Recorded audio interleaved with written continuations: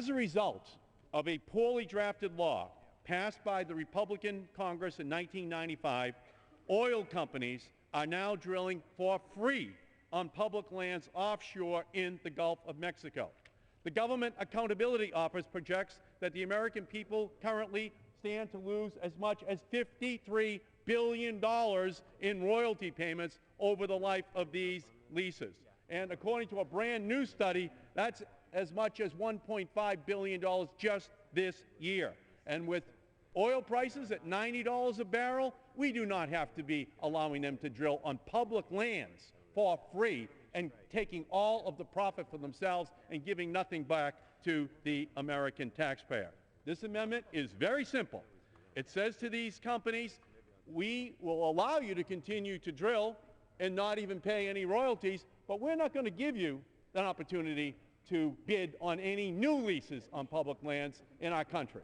So if you renegotiate so that you're paying your fair share back to the American taxpayer, then fine, you can drill in the future.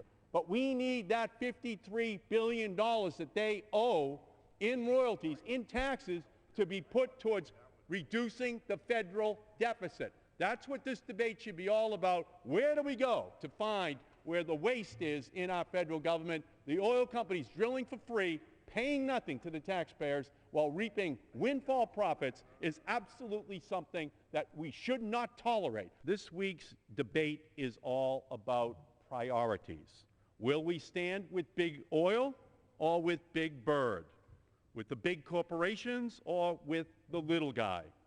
Shell oil isn't curing our addiction to oil, but the millions of Americans afflicted with Alzheimer's and Parkinson's need a cure for those diseases, and they need these revenues from the oil companies.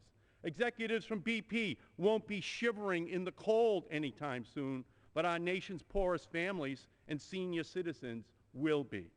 ConocoPhillips doesn't need help feeding their profits, but millions of America's poorest women, infants, and children who don't have enough to eat need help staying fed.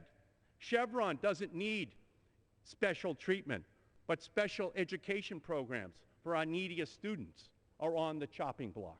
ExxonMobil doesn't need a head start on success, but our kids do need the Head Start program to send them on the right educational path. My amendment focuses on just the kind of special interest loophole that should be closed before we open a tax on programs for the poorest Americans, most in need of help. One of the several dozen companies receiving this windfall is BP. Imagine that. BP spilled oil freely into the Gulf of Mexico for nearly 90 days, and yet they are now drilling for free in some of those same waters at the expense of the American taxpayers. Just last week, the former president of Shell Oil, John Hofmeister, was quoted in the National Journal as saying, in the face of sustained high oil prices, it was not an issue for large companies of needing the subsidies to entice them to looking for and producing more oil. Well, I agree with Mr. Hofmeister. At nearly $90 a barrel, subsidizing oil companies to drill is like subsidizing a bird to fly or a fish to swim. You do not have to do it. Unless this amendment is adopted, ExxonMobil, BP, Shell, ConocoPhillips, and Chevron will continue to hold leases that let them drill on public land without paying taxpayers a single dime. These companies are already getting 100-year-old tax breaks to sell $100 a barrel oil to make $100 billion a year in profits. They don't need a $53 billion windfall courtesy of the American taxpayer and our national debt. The gentleman's time's expired. Aye on the Markey amendment. The gentleman's time's expired. This oil company windfall profit. The gentleman's time's expired. People.